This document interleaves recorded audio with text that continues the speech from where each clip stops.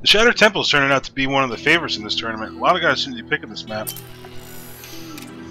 Yeah, like because it's small. And there's gold rocks and more rocks.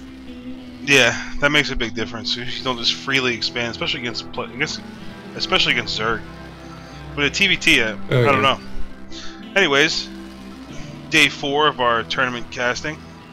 This is a Group C game between our gold Terran, Anammox, spawning here in the 6 o'clock position, versus DragonMaster, our red Terran, in the 9 o'clock position. And I know those times because I have a face clock sitting in front of me, just for that exact reason. Nice. Yeah, I'm so, like, for some reason I second guess myself when I'm about to say like 9 o'clock. So I have an old timey alarm clock that like is like you have to like wind it up. Oh man, that is old school. Yeah, my grandmother had a box of stuff. She's like, "You want any of this junk?" And I was like, "Yes." And that was part of it. It appears both players are going to opt to wall off. Players. That's exactly what I was going to say. Nice. Well, there isn't really a whole lot else to. Very true. Meanwhile, while we're casting this Group C match, Juan is feverishly grabbing Diamond players and dragging them into the chat and telling them to sign up. Oh, I love it. Juan, the player who I was like, "You gonna sign up?" He's like, "Nah, man, I'm busy. I can't." And all of a sudden, now that we're getting games cast, we're playing live on stream. You know, it's getting fun for everybody. He's like, "Nah, now we should have had a Group A tournament." But the Diamond Dragon's starting to grab his gas. Oh yeah. Well, Anammox still going gasless. And it's interesting the gas timing we're seeing out of these players. They're opting for like a 14, 15 gas in there somewhere. Which is, maybe that was a 13 gas, but it seems like gas really isn't the priority in this matchup. At least not in the games we've seen tonight. I think everyone's kind of, more interested in getting those first Marines out, getting the orbital command, building that second barracks, that kind of thing. And they are, I don't know what's going on out here outside of Anammox's base, but there's just SCVs chasing SCVs and a Marine in the mix, and no one seems to be giving up. Now, tag. Now the SCVs try to kill the Marine. This is beautiful. Oh, yellow SCVs it. And one of them's gonna make it home. So far, we don't see. All we're seeing out of Anammox is just gasless, 1 racks, and there's the expand. Beautiful. So we're going 1 racks expand versus 2 racks right now. 2 of the most common multi-purpose builds that Terran have now are these exact 2 builds. So we'll see how they handle these. I mean, both have their advantages, and they both have their own specific timings, especially versus each other. That it's should be interesting to see how this plays out. I mean, Anammox is doing his typical rallying his Marines to the Xel'Naga, going for that map control, which is going to be helpful. At least he'll have a... Map control is actually very key in this matchup, because sometimes Terrans will push out on one base to do a tank timing push, and if you can see that coming a mile off, you can actually pull SCVs and attack them before they can siege their tanks and actually win the engagement. Yeah, it's funny, but SCVs actually counter siege tanks. And now Anammox is up to 4 racks. Now, it is a good idea to be aggressive, but in these close air positions, I mean, you never know if this is gonna be counterattack with a really quick drop. And it looks like both, or actually DragonMaster supply block right now, but he does have the superior position for this fight if he can just get a couple of these Marines down. And I think that's about it for this aggression. Oh, walking past that high ground island again. Yeah, that's pretty common. Yeah, this is a lot of production from Anammox. And with that added command center, I mean, he's going to just be, even if he doesn't have the proper unit comp, he's going to have a pretty overwhelming force coming forward. And so far, neither player has shown a desire to... is getting a factory now. Yeah. And I'm going to assume from the 3 barracks he has up already in the engineering bay with +1 weapons coming up for the Marines, This is going to be solely for as a gateway to Starport. But so far, I don't get the feeling that either one of these players is excited about exploiting that close air position. I mean, Anammox is starting to get prepared. He's building his supply depots around the outside, so he has vision for the drops. You know, Dragon's built a cannon also with a dude inside. I had no idea there was a dude inside these things. Oh man.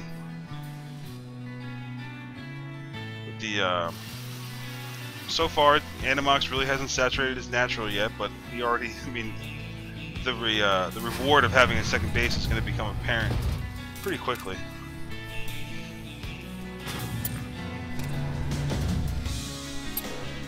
Now, it's very common about like 6:30 in the game timer for Terrans to scan each other to see if they're going Banshees or going tanks or doing a Doom drop, but it looks like neither player know that timing and haven't actually done that yet. Yeah, so I typically... DragonMaster is actually totally in the dark about Anammox. Yeah, he's seen nothing. He never even made up the ramp. Add-on. So he has no idea what's going on right now. He does know that he did poke up with a handful of Marines. I mean, he is gonna. By the time these Marines make it up towards the ramp, or this one Scout Marine makes it up the ramp, he is gonna be 1-0. And he does have a slight lead, if only by a couple seconds on Stimpack. So, if this turns into a pure bio on pure bio fight, DragonMaster is quite a bit ahead. It'll be 26 to 24 Marines. Now, does he Income in Anammox's favor, though. Yeah. Well, we're going to see, like right now, DragonMaster's army would win this fight with their upgrades. But, looks like neither player is looking to make a real decisive move right now. Anammox is content with just massing up at the Xel'Naga. Which is something that, I mean, it keeps running through my mind that he has absolutely no fear of a drop. I mean, yeah, he has he has a cannon down here, or a turret. You know, he has good vision. But that doesn't stop Marines from running through your base if he finds a little hole to drop them in. Yeah, in close fire positions like this, one of the best things to do is to drop a sensor turret right here at the edge where these turrets are, and you can actually get a little bit of it into his base, so if he even attempts a drop from his main, you can actually see it coming a mile away. Oh yeah. Speaking of drops, Anammox lit up a medevac. And there he goes. Looks like he's going to be in one of those ever so effective dual attacks. I mean, if he can hold his own at the front here. Pushing the front. 8 in the back. Doesn't look like DragonMaster wants any part of those Marines in the back of his base, so he is going to end up sacking these supply depots, but he is in a good position to hold this. Oh, 3 Marines lost there on a misclick. And the first siege tank is up. He's going to lose the supply depot if he doesn't get an SCV on it quickly, which probably will supply block him. But he is loading up a double drop right now. Despite losing this entire army, their supplies are still very equal. Oh yeah, that's gonna be Anammox's advantage. He's just gonna have so much more supply. I don't know if unit-wise though, DragonMaster has 10 more Marines. Yeah. Here in the back of Anammox's base, we have a drop coming from DragonMaster just before that turret can finish, but it still takes a little bit of fire from some of the turrets. Yeah, he's definitely gonna lose that one medevac, and the other one's likely to go as well. Oh, SCV is being pulled. Going down. 1 down. 2 down. 3 down. 4 down. Oh. Oh, and this is going to be devastating. He has nowhere to go because his medevacs are gone, but he is going to take out a supply depot on his way out the door. And a couple Marines.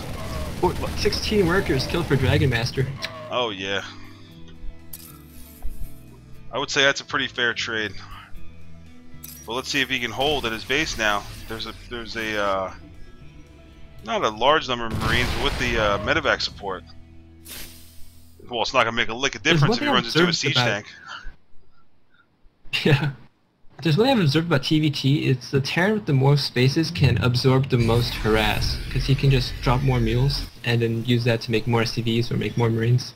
He's just so much more resilient. So here with Anammox on 2 base, I think he's actually not that bad off after having been dropped like that.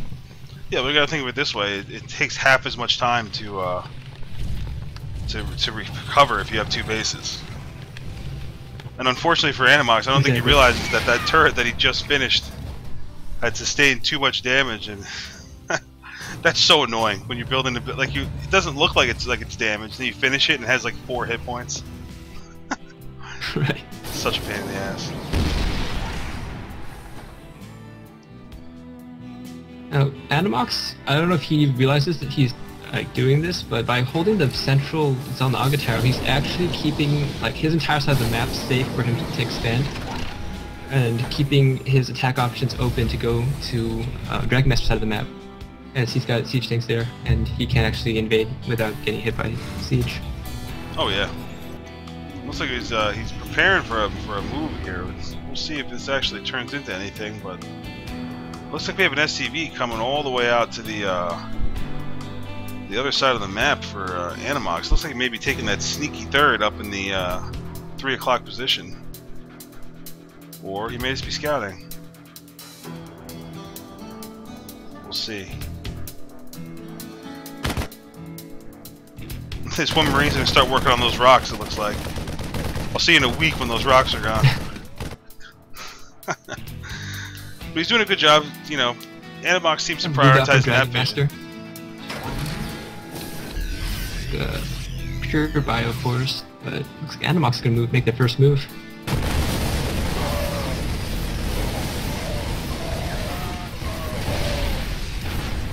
He's gonna be forced to run, but he does have siege tanks to fall back on. We have equal upgraded units too.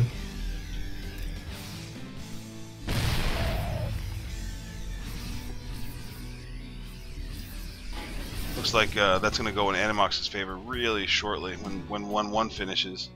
I don't know if I would recommend walking past those siege tanks. He's just going to have to fall back. And there's that sneaky third I was talking about. Oh yeah.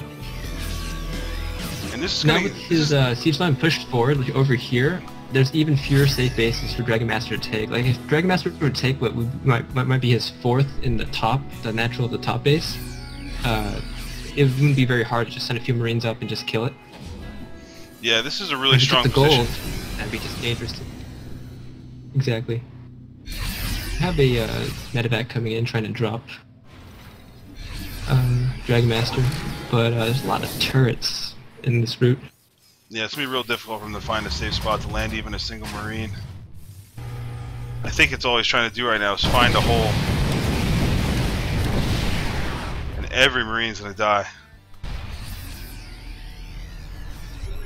And now, like you said before, it's just getting so tight for DragonMaster that there's really nowhere for him to go. It's you know, you have to take out this army or you have to just sit on the 2 bases you have.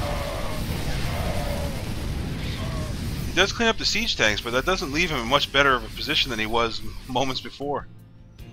Because there's still an army that he can't take on head on. That belongs to Anammox. Now Anammox opts to take what might have been the 5th or 6th of DragonMaster. Oh yeah. And on this many bases, you can sustain a good deal of perhaps even base trade and still, I guess, stabilize and replenish your numbers. I would like to see him with all these bases. He probably should be adding more production facilities into the mix here, but he is double upgrading. I mean, he's actually upgrading his +1 armored weapons too. So I always want to call tanks armor, and then but there's an armor upgrade, so it doesn't really make a whole lot of sense. But now he has that was really smart to send that Marine ahead, because now he knows about where he can siege up safely. That's exactly what he's going to do. Unless, of course, Marines push him in the way.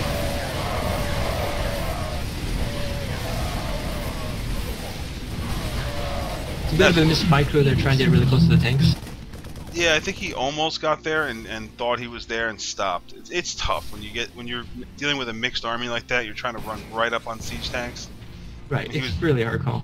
Yeah, he was trying to force his way through a Thor and a bunch of Marauders and Marines. It's just, I think that might have been a little bit of a bad call by Anammox. But then again, he's going to be on 4 base any second now, so. I mean, he already has. He has a Anammox planetary. Is starting to feel like he has a choke. And so he's trying to be a bit more aggressive, but really all he has to do is just keep the hold, and eventually he will win. Yeah, but who wants to do that?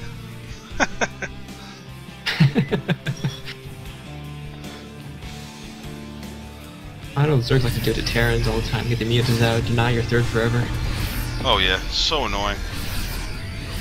Right. And this one Marine is still shooting at those rocks. It's almost through.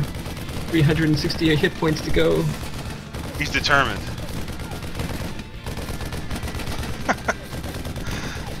Because the Marine's missing some hit points, it looks like the rock's winning.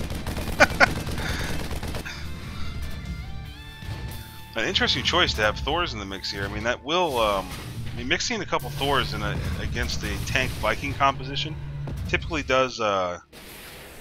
It does frustrate because you're going, okay, I have Viking's vision, and now there's Thor shooting at me.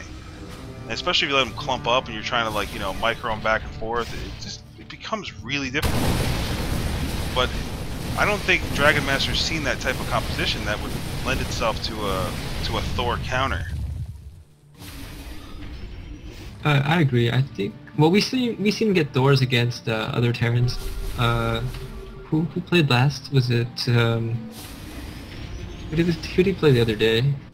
Oh no, we haven't seen him. I'm thinking about Anammox playing what's his name? Metarex. Killgreedy? Oh. Metarex and Anammox. Well, that was a TVP. One of them got Thors too.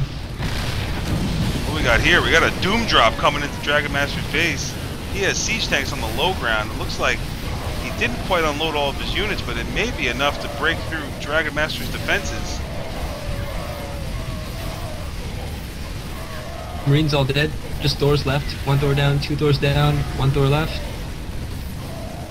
And that looks like it may be it for our Red Marines Terran still running player. out.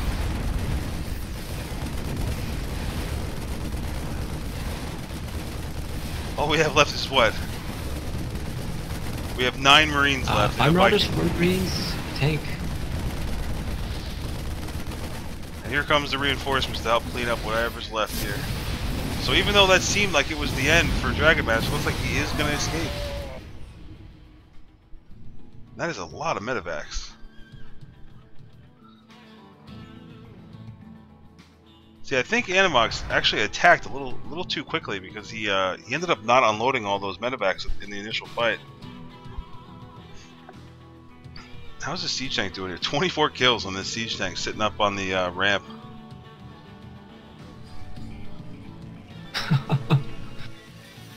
He's a commander now. So that Marine finally got through the rocks, but if he were to go up that ramp, he'd be very disappointed to find no base there. Yeah, and he doesn't have vision of anything else, so I don't think he's aware. He is not aware that DragonMaster has taken the gold. So all of a sudden, this is looking like it may. I mean, the income tab shows that we're actually pretty much, well, we're pretty close. For the harvesters are exactly even. The only difference being that Anammox is on more bases. Which means he has more access to meals. Absolutely. He's actually got extra orbital command in his natural. Wouldn't be put somewhere. Yeah, this is a pretty commanding economic position for Anammox if he can just take advantage of it. He has an extra command center going up in his sneaky, I don't know, what would that be? 1, 2, 3, 4, 5, 6, it'd be his 7th, I guess? Yeah, one of the styles I've seen Gosu DDE do is heal mass orbital commands and just sack the majority of his SCVs for more army supply and just sustain his economy on meals alone. That's definitely doable. I've seen Dragon do that on the ladder too, but he tends to do a lot of goofy shit like that. Like he'll open with he'll open with 6 orbitals. But you're like, come on. But then I've seen him like get into those really long macro games. One in particular was against a Zerg player, and he ended up getting to the point where they kept maxing over and over and over again, and he finally just said, you know what, I don't need these SCVs, and threw them all away. And then yeah, for some reason, with both armies being so bio-heavy, they're opting for very heavy vehicle upgrades. Well, and they haven't finished upgrading all their infantry. And there's the stim from Anammox. Siege tank's basically inconsequential. It looks like our commander tank over here is going to get a couple more before this day is done. Now this is an interesting matchup. His Marauders are not a good counter to Marines, and now he's landing his Vikings, and he is taking on the extra production facilities of DragonMaster, and with no medevacs to support the army, he's just stimming them straight to death. A lot of units not fighting right now. I think Anammox went to go maybe macro some more. Now he resumes control of his army. And that's very smart. You don't watch the fight. There goes the natural. I mean, honestly, the natural wasn't as big a loss as the production facilities that were located right in front of it. 33 kill tank. You've done your duty, my friend. Do not go quietly with that good night. So many medevacs. I think almost each Marine has his personal medevac here. Yeah, that's a scary place to be when you're trying to produce units on the fly to stave off of an attack. But DragonMaster he's not even thinking about giving up right now. He's building a whole bunch of barracks. He does have a pretty large bank, but it looks like Anammox is just gonna travel around the map with his army and see what he can find. There goes the gold. And there goes it. He's down to 16 supply against a man, maxed out I see the Anammox. execution right there.